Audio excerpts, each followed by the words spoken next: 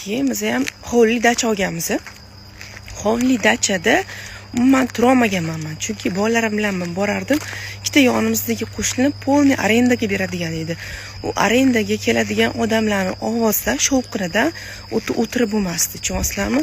10 ta erkak, 2 ta ayol bilan, 4 ta erkak, yana bitta непонятный ayol bilan kelib kechasidan kishnashib chiqishadi. Tushunasizlarmi? Uni ovoziga o'tirib bo'lmasdi. Bir kun bomdod o'qimoqchi bo'lman, dachamda-da, bola ichkarida uxlayapti. Supada o'qimoqchiman-da. Supada bomdod o'qib, keyin supada ozgina o'tiraman desam, yonidagi dachada janjal. Bitta ayol kishi hammani so'kyapti, yerdan olib, xonadan olib so'kyapti. Keyin qolgan erkaklar, pulni berib yuborlaring, ketsan deb aytayapti-da.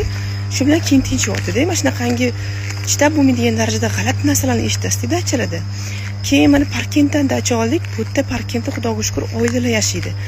O'tganlik bitta dacha sotildi, o'sha ham arendaga beradigan odam oldi.